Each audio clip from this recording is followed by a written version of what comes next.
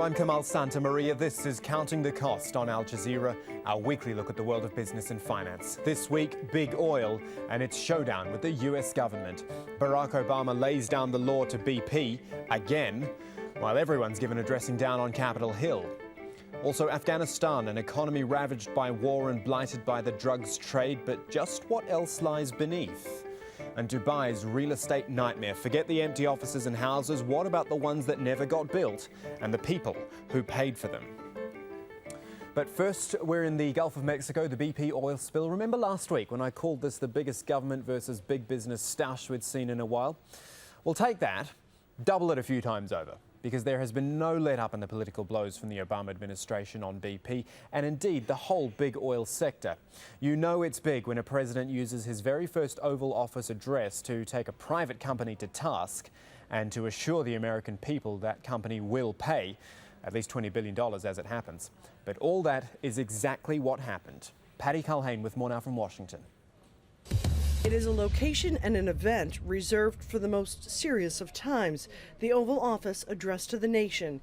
Good evening. Used for the very first time by President Barack Obama to address the oil crisis in the Gulf. Make no mistake, we will fight this spill with everything we've got for as long as it takes. The president outlining what's being done to stop the oil, clean up what's already spilled, and make sure it can't happen again, promising that BP will pay for everything. I will meet with the chairman of BP and inform him that he is to set aside whatever resources are required to compensate the workers and business owners who have been harmed as a result of his company's recklessness. While the polls show the oil company is getting most of the blame from Americans, the president hasn't been spared. In one poll, 52% of those asked disapprove of his handling of the spill. In another poll, 69% say the federal government hasn't acted aggressively enough. The president telling the country Congress needs to work on clean energy legislation that would reduce the nation's dependence on oil. But Republican leader John Boehner says, quote, even now, nearly 2 months after disaster first struck, the federal response remains inadequate and disorganized. President Obama should not exploit this crisis to impose a job-killing national energy tax on struggling families and small businesses. And others in Congress seem more focused on assigning blame elsewhere. I'm not asking for an apology. I'm asking you to resign. Executives of 4 other major oil companies were on Capitol Hill and tried to lay blame on BP, saying their oil wells are not drilled in the same way. But Congress pointed out that their response plans in case of a spill are in many cases verbatims to BP, plans that have been proven to not work. Can you guarantee to the American public and our constituents that any of your drilling operations are free from a similar accident as Deepwater Horizon? There is risk. There are no guarantees in life. 100%. Come on, you guys. I mean, seriously. No, nothing is 100% fail-safe. Thank you. Not 100% safe. It's what we focus on every day, though. Proof that promises made here by the president are still a long way from reality. And may God bless the United States of America. And from the Oval Office, things move to the Roosevelt Room in the West Wing of the White House. President Obama summoned BP's maligned chief executive Tony Hayward and chairman Carl-Henrik Svanberg. Have a look at this picture. This was actually released by the White House from the meeting. The body language of BP's 2 men on the left of screen, not positive at all, but then it went from bad to worse. Have a listen to this from BP's chairman, which he even later admitted was clumsy. He comes across as he is frustrated because he cares about the small people and we care about the small people.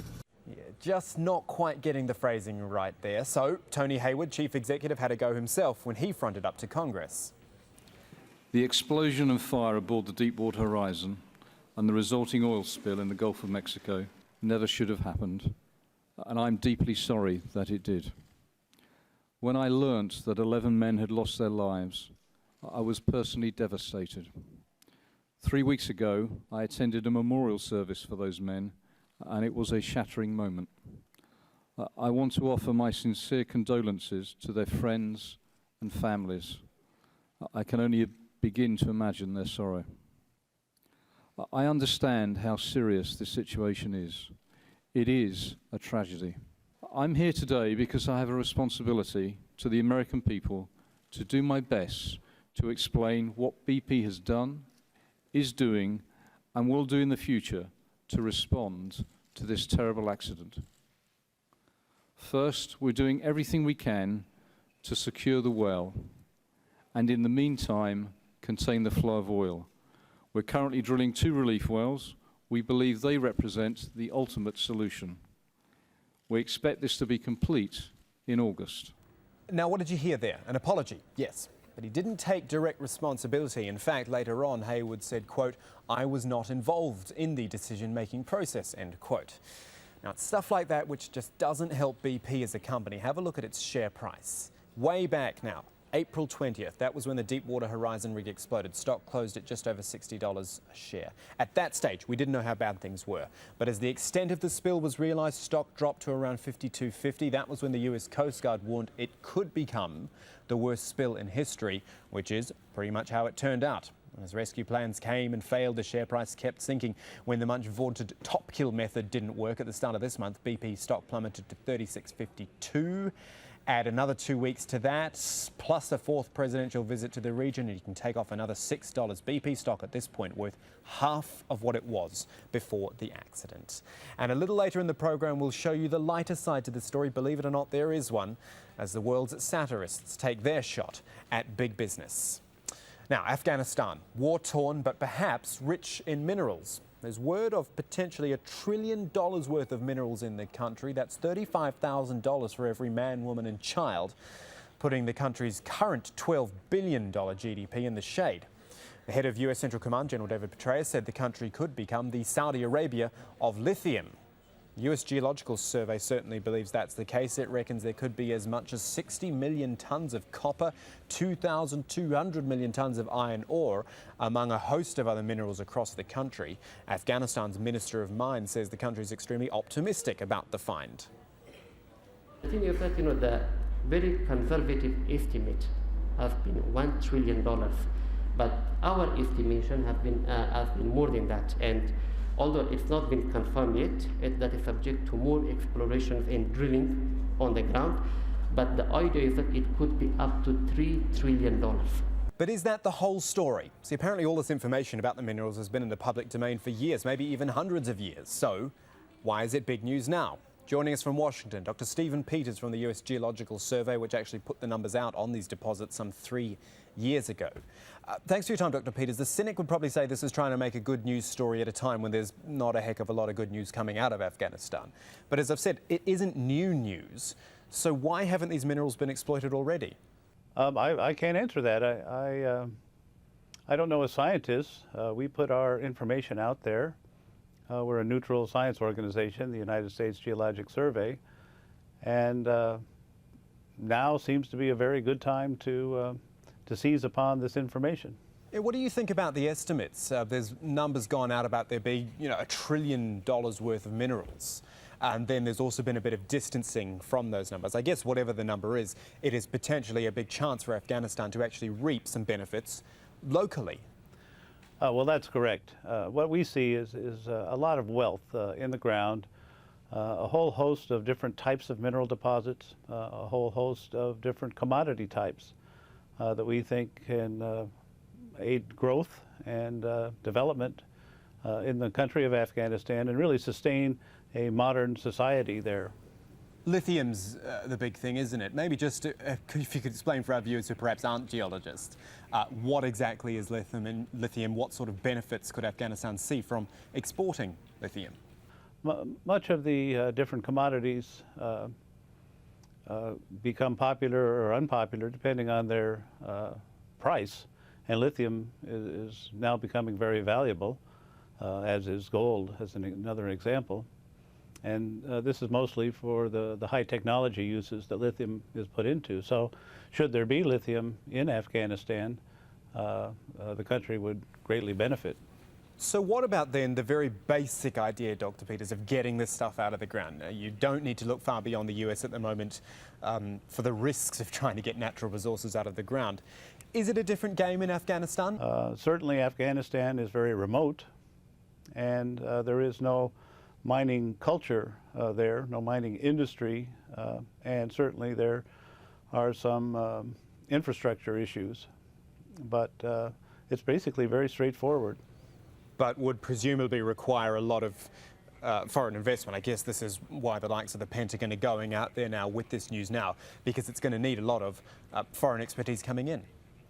Well, it will take some foreign investment. We see three sizes of mineral deposits there. Small ones, which can be worked by local artisans and villages on that scale, and certainly medium-sized ones that could be invested and extracted by local Afghan investment and industries, possibly with some outside financing, and then the world-class deposits, which would definitely take international investment and expertise.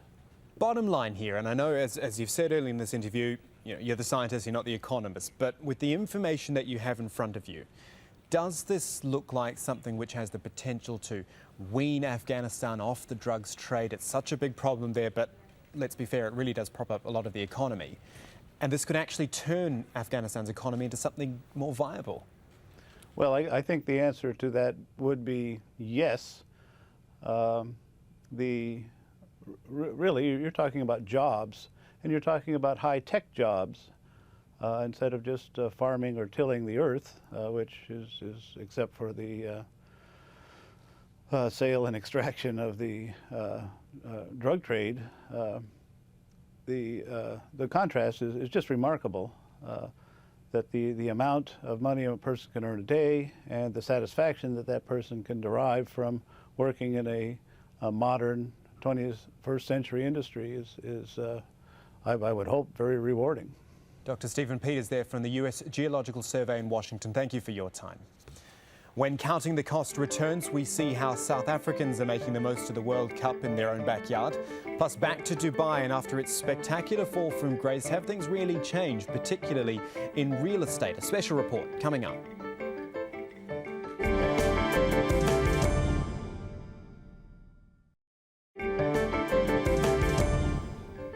Welcome back to Counting the Cost, your one-stop shop for all things business here on Al Jazeera. We look at Greece now, a country with, quite frankly, an image problem at the moment. It is in debt, there have been strikes, and in an economy where tourism is so important, that's just no good. Barnaby Phillips with more. The island of Rhodes, a favourite with the British, Germans and Scandinavians who jet in to soak up the Greek sun. But this year, tour operators are dropping prices by as much as 20 or 30% just to keep numbers of visitors stable. The competition is quite high from neighbor destinations that they have the ability to sell lower, like Turkey or Egypt. And of course, recently with this negative exposure in the media concerning the economic crisis in Greece, we have additional problems for markets like Germany, for example. Negative exposure, like strikes. Most don't affect tourists directly, but this one did. These sailors stopped Spanish tourists from boarding their cruise ship. Bad publicity for a beleaguered country. We considered this carefully before taking action. We know the economic situation here, but the government and employers are provoking people by trying to abolish collective bargaining and compensation payments for dismissed workers. All we want is justice. It's not our fault Greece is in this position. Yorgos Katris is a businessman building new hotels just when others are trying to get out of tourism, frustrated that problems in the capital affect him on Rhodes. Athens does not represent all of Greece. Maybe foreigners now have a negative impression, but what has happened are just isolated incidents, not involving all Greeks. Tourism is our most important export, and I think Greeks realize that. Perhaps Greece needs to market itself better, to sell its history, culture and nature, as well as sun and sand. Greece has taken tourists for granted. Now it needs them more than ever. To another place with debt problems now, though not as big, Dubai. It's 18 months now since the seemingly impenetrable Dubai property bubble actually burst. And despite its bailout from Big Brother Abu Dhabi, things haven't really improved. Residential property prices are down 45% on what they were in the pre-crash days of 2008. Prices looking like they're going to fall another 15% this year. So no surprise then, it's a renter's market with supply far outstripping demand. There are over 180,000 units left lying empty. But at least you could say that those properties exist. What about the ones that didn't even get that far? Dan Nolan's been meeting investors on the receiving end of the property crash. These are the dazzling images of Dubai Sports City, used to attract international investors to buy apartments in Oasis Tower 2, a 22-storey building its marketers claimed would feature, quote, exquisite construction in an inspiring neighbourhood. But this tower appears more like a mirage than Oasis. Due for completion last year, construction has not even begun, just the footings and excavation work of a very large hole. But what's most concerning for investors who've tied up around $170,000 each is this bank statement showing the Oasis Tower 2 escrow account. Nadeem Hussain says the statement was emailed to him by accident. It shows just $2.5 million available to build a 22-storey luxury building. We knew there wasn't enough money in there to build this particular building, so obviously everybody's money is just gone. It's evaporated in thin air, and there's no accountability whatsoever. The escrow account details also do not match the account they paid their money into. The purchase contracts list the developer as Oasis Group Ventures. Its director is Dr. Mustafa Elahi, seen here on the left after purchasing a man-made island in the World Development from debt-burdened developer Nakheel. Dr. Elahi declined to be interviewed, directing us to a real estate company called Bunia, who also provided no answers. Investors say both companies are trying to use a force majeure clause in the contract to absolve themselves of any compensation or refunds. Force majeure usually refers to an act of God, like a natural disaster. But in these particular contracts, the wording also covers a government authority refusing a building licence. It leaves these investors in legal limbo. Court action, they say, is too expensive. Their only option may be to pay another $50,000 to complete the purchase, or else they'll be in breach of contract and could lose everything. As a general rule, the contracts which were signed during the boom were very, very one-sided contracts indeed. They were presented by developers on a take-it-or-leave-it basis. If you didn't sign the contract, then someone else would. RERA, the real estate watchdog set up by Dubai's government in 2007 to regulate the property industry, is providing little help, according to these aggrieved investors. Government authorities like RERA, they're a toothless tiger. They don't do what they were put together to do, basically. You know, they can't implement anything. They just ignore you, basically. The Real Estate Regulatory Agency has ignored our calls and emails too, leaving many unanswered questions on the true state of Dubai's promised new era of transparency and accountability. Some sport now, which of course at the moment means Football World Cup.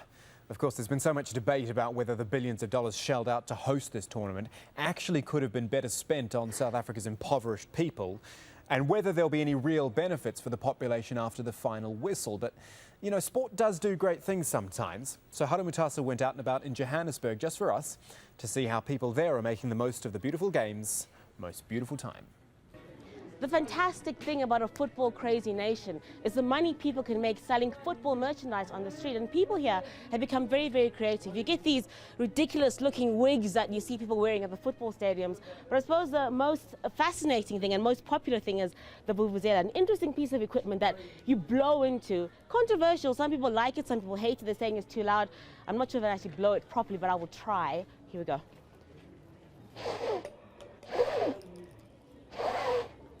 Clearly you can see how useless I am at it, but generally it makes a loud noise, and it's supposed to sound not louder than this, but they're selling like hotcakes.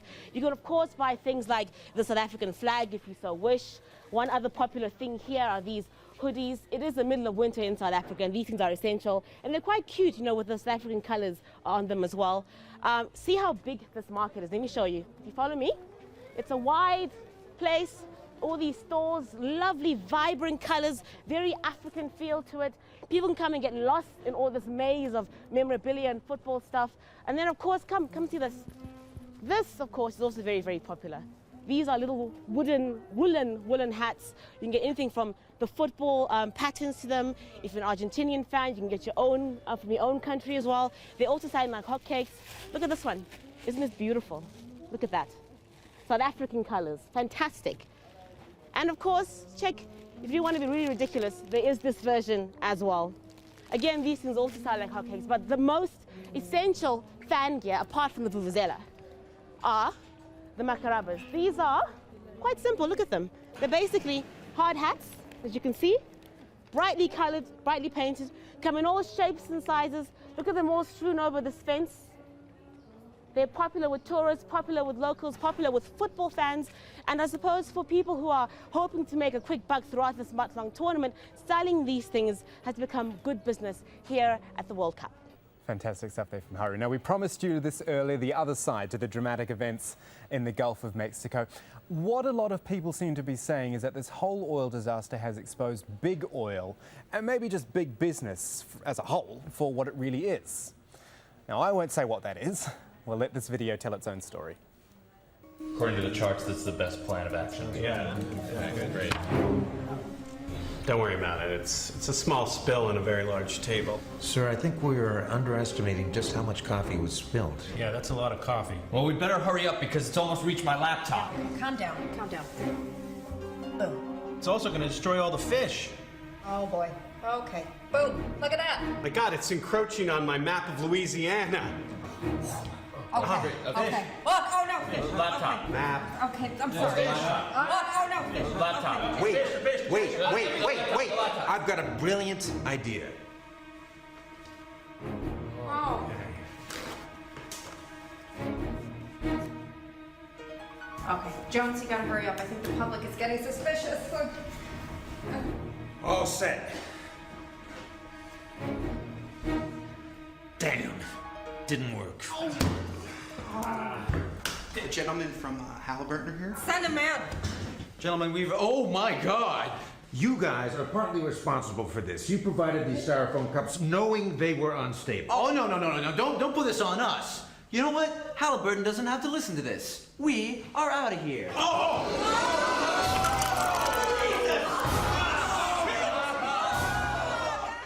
Absolutely love that clip. If you've got anything interesting you want to tell us about, stories of your own, why not do that? Look us up online, on Twitter actually, at AJ Counting Cost is the name. Point us in the direction of some interesting business news you might know about. And while you're online, you can catch up on all things to do with our show. Blogs, past episodes, profiles, broadcast times, they're all there when you click on the programs link at aljazeera.net/English. But that is it for this edition of Counting the Cost. I'm Kamal Santamaria from the whole team. Thanks for joining us. We'll see you next time.